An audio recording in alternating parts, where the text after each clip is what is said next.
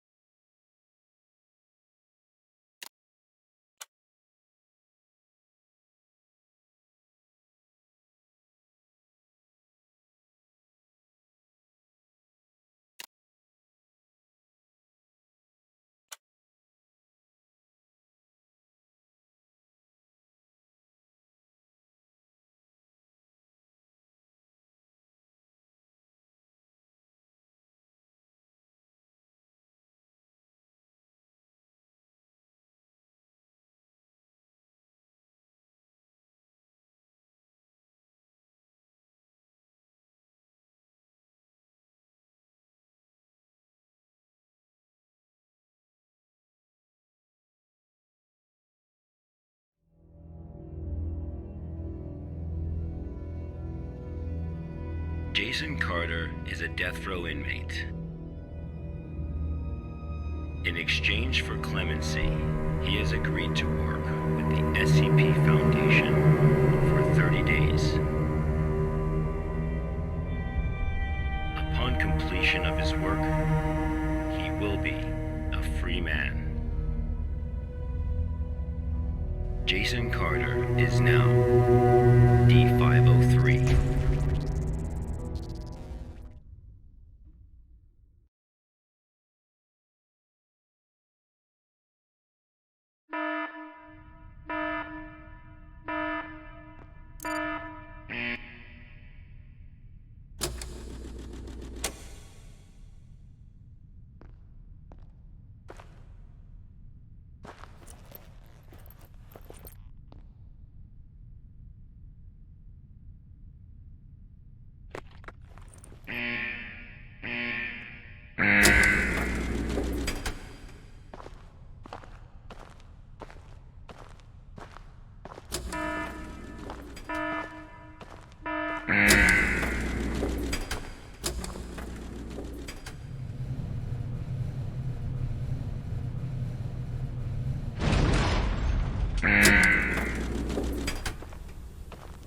D503 was given no clear instruction of the task to be completed.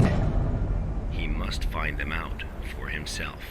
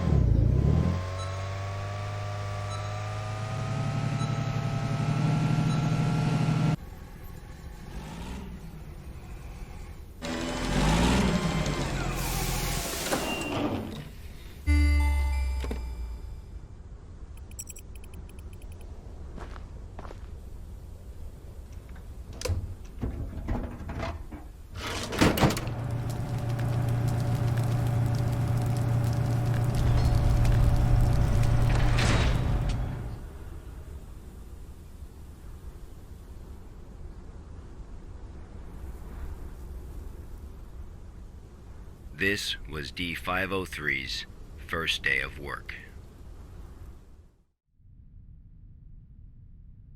SCP protocol mandates that D503 now undergo a psychological evaluation.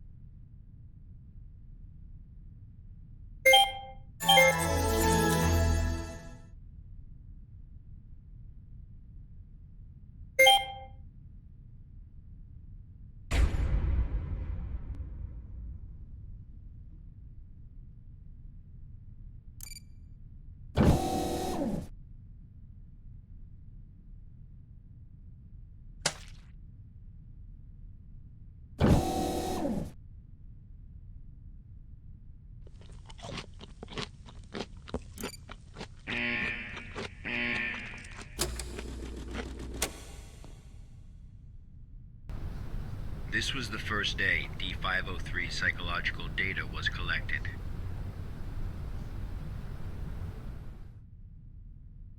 You're probably wondering, how can this job earn freedom for a death row inmate?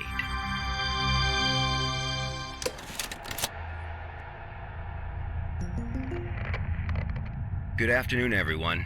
I'm Dr. Raymond Ham from Site 83. Welcome to today's training conference. Today, I'm going to share with you a little project I've been working on called SCP-7457. The desert you saw just now is SCP-7457. D503 is a volunteer who we invited to help us learn more about this desert. Prior to the Foundation's involvement with SCP-7457, 329 people went missing in this area. As a precaution, we have introduced lockdown measures as we attempt to find the cause of these disappearances. As everyone here is new to the Foundation, it will be good for you to learn about SCP-7457. Let me explain how it works. Before we get started, are there any questions? Dr. Ham, I'm Will Barton, 3rd Special Squad, Site 86. Hello, Will. Before I came here, I thought I had a basic understanding of the Foundation. I've heard of these anomalies, but only in terms of human anomalies. I had no idea that SCP-7457 was a desert. How do we begin to make sense of this? That's a good question, Will. All the unexplained phenomena we are monitoring are being labeled anomalies. Human anomalies, regional anomalies, artifact anomalies, and various other phenomena beyond our control. The work of the Foundation is to isolate these anomalies and prevent the public from, shall we say, experiencing them? Okay, next question. Hello, Dr. Ham. I'm Mark Harris, a research intern from Site 27. In the video, we saw D503 picking up garbage in the desert. Why did it do that? And what does this have to do with anomalies? Okay, Mark. What I can tell you now is that everything you see is part of SCP-7457. SCP anomalies can be a little difficult to understand at first. Just know that it, or they, have their own rules. Perhaps you'll understand what I mean once we finish watching the video. Okay, let's move on.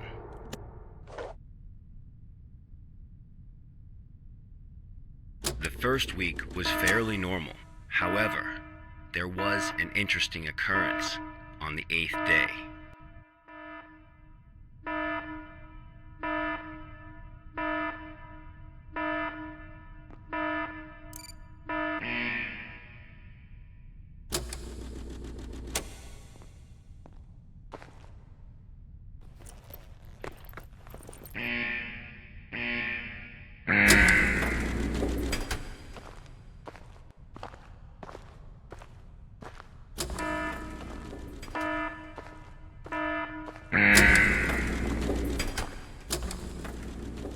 Let's have a look at what happened.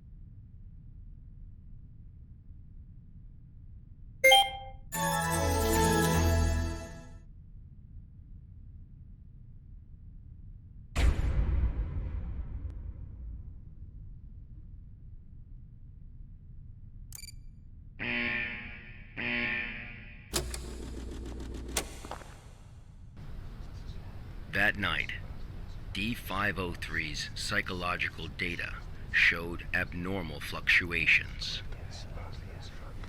Analysis tells us that D503 is dreaming.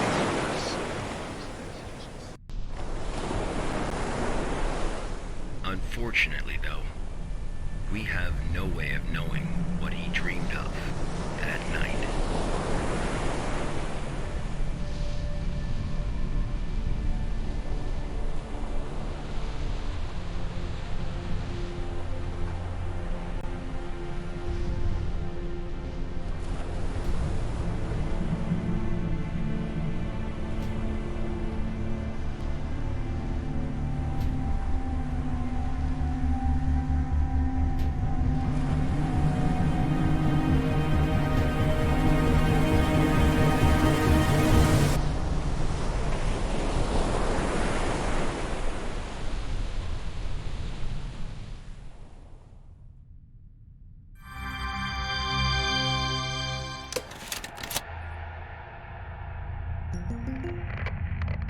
The 8th day marked a significant turning point, the start of SCP-7457's impact on D503.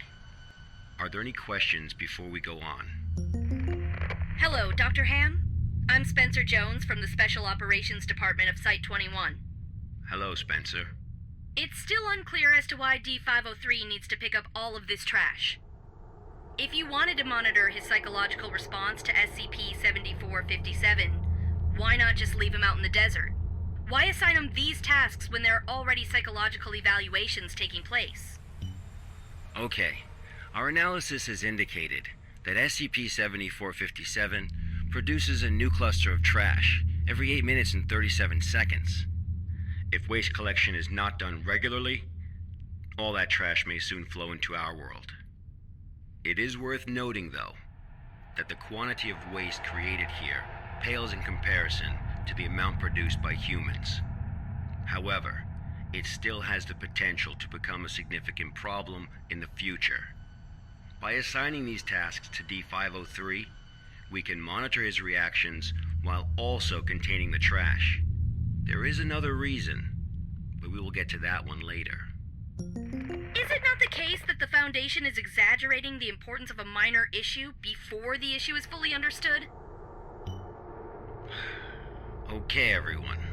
I must emphasize that behind us is the general public, who are wholly unaware of any of this. Being meticulous and maintaining a serious attitude is essential at the SCP Foundation. Any oversight or underestimation of the enemy may result in disaster. Thank you, Dr. Ham. I understand. Good.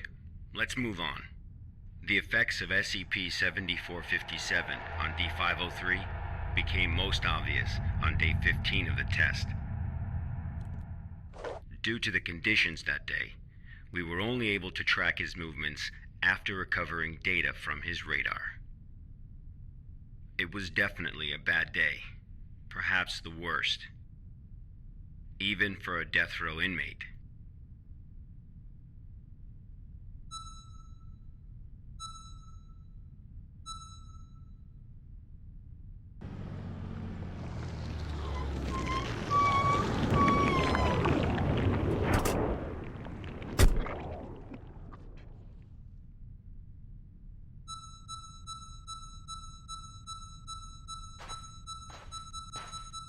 D503 found a radar that perfectly resembled his own.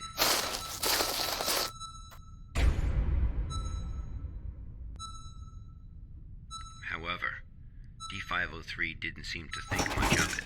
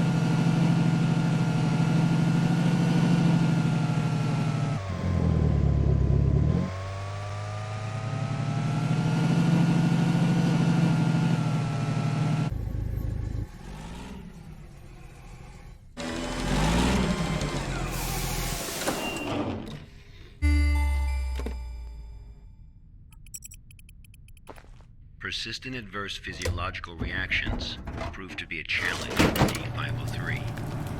He still managed to complete his work on day 15.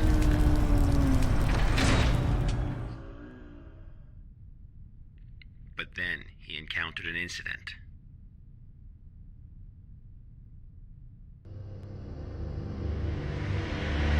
A sandstorm.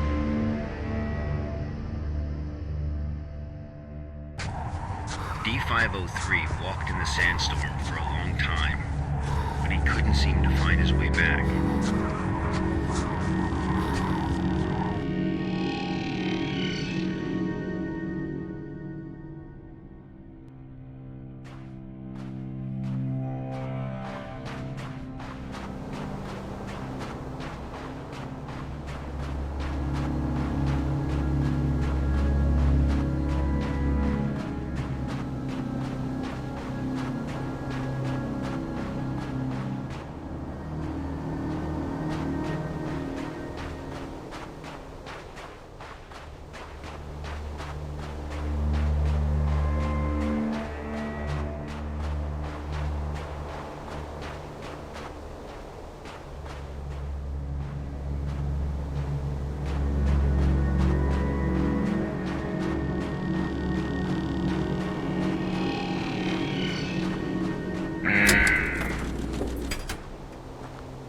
D503 managed to find a site just as he was beginning to grow weak with exhaustion. A site he was not familiar with.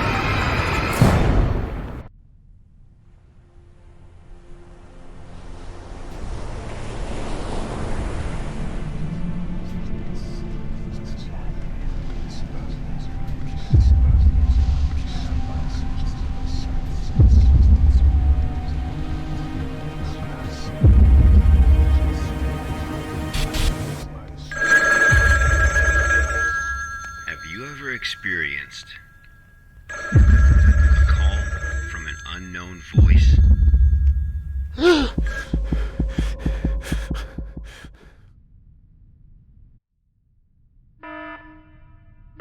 Approximately 13 hours later, a visibly trembling D503 returned to Site 8. We immediately performed a psychological evaluation.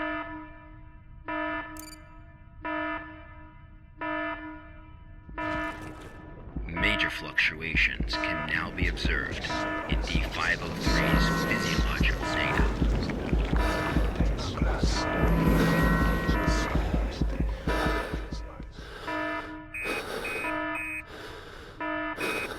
The results of the psychological evaluation were so troubling, we had to abort the mission.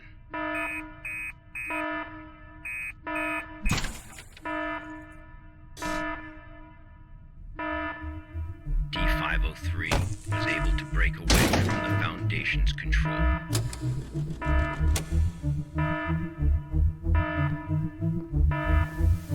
He has seen the test results of other Level D personnel who were analyzed at SCP-7457. That's right, none of the Level D personnel at SCP-7457 have ever been able to leave this desert.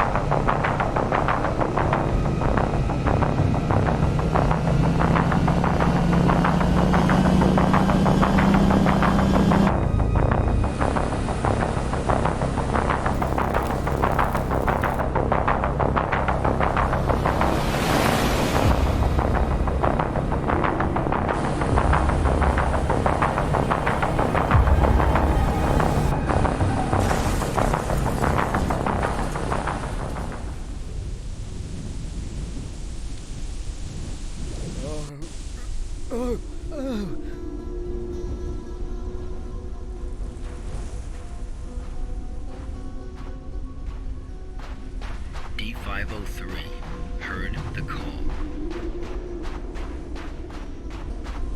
Humans often believe that their fate is in their own hands, that all choices come from their own free will. They don't realize that we humans form only a small part of this world. Out there, in the unknown world, we are as insignificant as a grain of sand in this vast desert.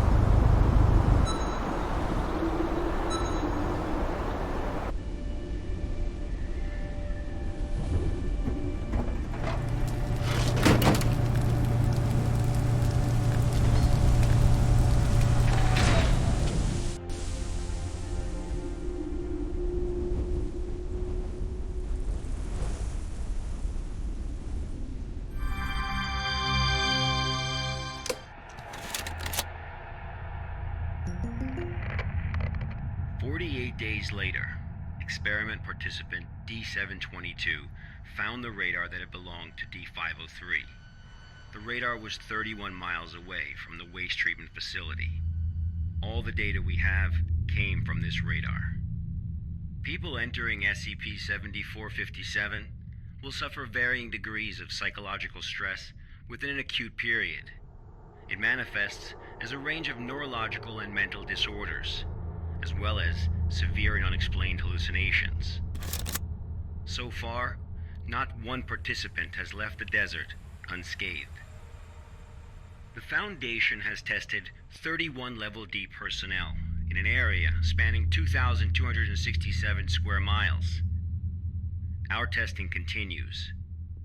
When you work for the Foundation, you will face various anomalies. Some can kill you, some may drive you crazy, and some will make you feel that living is worse than death. Let this be very clear. SCP-7457 is just a taste of what you will face in the future. Before joining the Foundation, you were all leaders in your respective fields and industries. Researchers, special forces, FBI agents, national security experts. Well, SCP does not care how smart you are, how accomplished you are. It doesn't matter to them how many doctorates and titles you have. You are no different from helpless ants when confronted with these anomalies. Remember this. It is the most important advice you will receive. Do not take risks. You will die. You are not as special as you think you are. If you encounter an anomaly, put your pride and curiosity aside. Run, because that's the only thing you can do. God won't protect you here. Welcome to the Foundation, rookies. I'm Dr. Raymond Ham, and this ends the first class of our employee induction program.